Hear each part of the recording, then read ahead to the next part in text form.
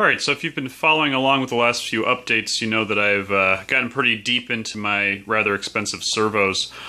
So here's a schematic diagram, just a quick review. FR6461 is the servo driver chip. Everything to the right of those black lines are block diagram items from the data sheet. And everything to the left in green, those are actually as-built items. So I don't have values with those, but those are pulled off the actual schematic.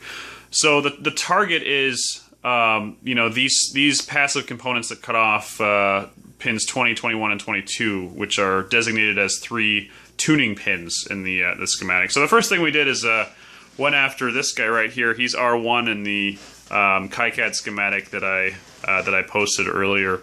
So what I've done is pulled that resistor out and then soldered a pair of wires on in their place so I can play with the value while the system is running.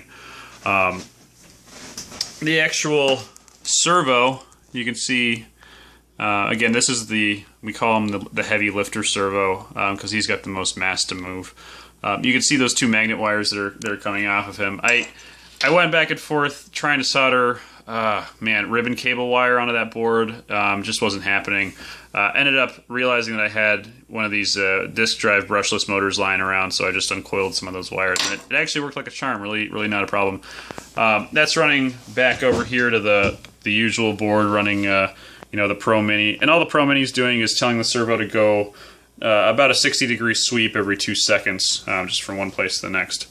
Now you'll notice that those wires kind of come in right here. And then they go around into this little circuit, and I've got a pair of 4.7K resistors in series, and right now they're shorted out with that red wire, so the total resistance value that the servo's seeing is just about the same as what it was when it had that little tiny dot of a 0402 SMD resistor.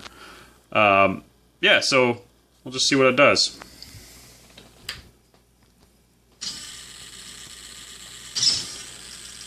So you can see it's kind of like what we saw before. It's shooting to the point pretty fast, but we're getting a little bit of ringing.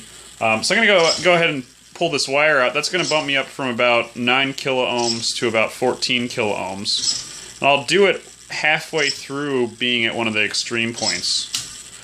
So you can see when I pulled that out, it slightly extended the range of motion of that servo, and it also apparently might have helped it just the tiniest bit. Like, it doesn't seem like it's ringing as much. Now, what my concern is that I might have just increased the range of motion slightly, and all that's done is put a little bit more mass on the servo.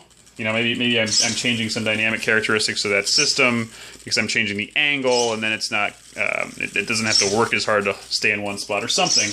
You can see I put it back in, take it out, in, out, which kind of makes sense if you look at the schematic.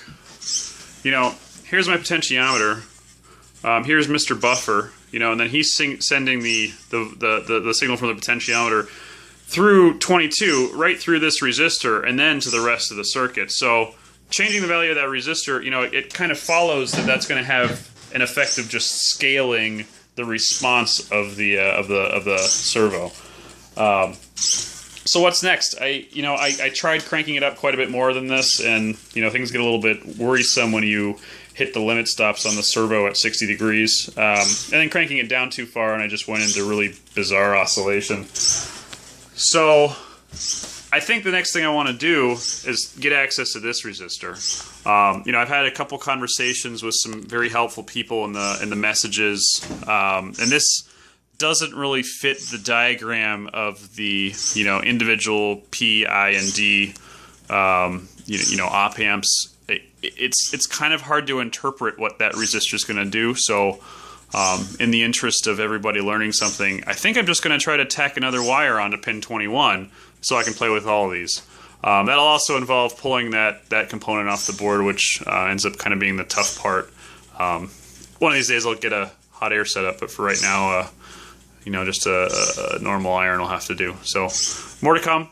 Exciting times we live in. This is pretty fascinating stuff. So any suggestions, recommendations, always all ears. I'd love to get some ideas on how I might be able to get even better response out of my servos.